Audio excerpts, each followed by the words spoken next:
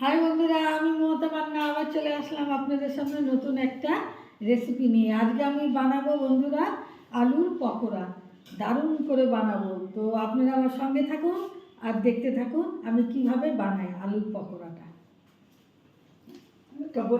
বন্ধুরা, এখানে নিয়েছি আমি, এটা হলো বেসন আর এটা হলো সুজি, আদা কুচি নিয়েছি, হলুদ, আর এখানে লবণ, লঙ্কা কুচি, আর জিরে গুঁড়ো, ধনে গুঁড়ো, আর এখানে কাঁচা লঙ্কা, পেঁয়াজ কুচিয়ে নিয়েছি এগুলো সব, আর গোটা দুটো আলু নিয়েছি। তো এই যে আবার ভালো করে আপনারা দেখে নিন কি আমি দিয়েছি। তো এখন এইগুলো সবগুলো দিয়ে আমি একসাথে মেখে নেব, জল দিয়ে মেখে নেব। তো মেখে নিয়ে তারপরে আবার আসছি। সবগুলো দিয়ে দেখুন বন্ধুরা এইভাবে আমি মেখে নিচ্ছি।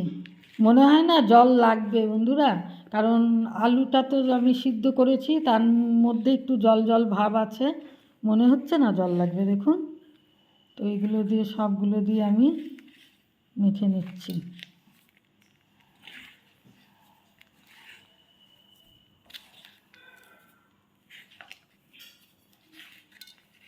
হ্যাঁ, একটু জল লাগবে বন্ধুরা, একটু জল লাগবে, বেশি না, অল্প দিলেই হবে।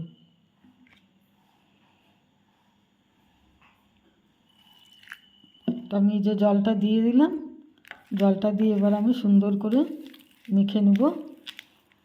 কমপ্লিট মাখা হবে, তারপরে আবার আপনাদের সামনে আমি আসছি। বন্ধুরা, সবার লাস্টে আমি এই যে টমেটো কুচি দিলাম, টমেটোটা এইভাবে কুচি করে কেটে নিয়েছি, নিয়ে আবার এর সাথে সুন্দর করে আমি মাখবো। একবার তো মাখা হয়ে গেছে, আবার মাখলাম। মেখে এইদিকে কড়াইতে আমি তেল দিয়ে দিয়েছি, তেলটাও বেশ ভালো গরম হয়ে গেছে, আর এদিকে মাখাটাও কমপ্লিট হয়ে গেল টমেটো দিয়ে মাখাটা।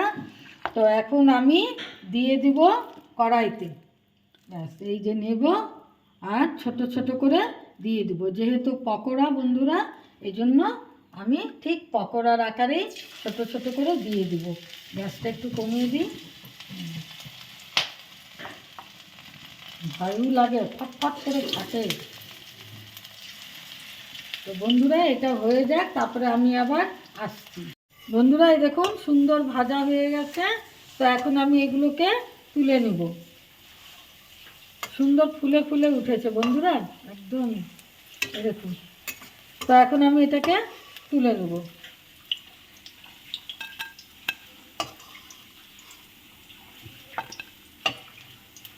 সম্পূর্ণটা আমি করে নিই বন্ধুরা, তারপরে আবার আমি আসছি।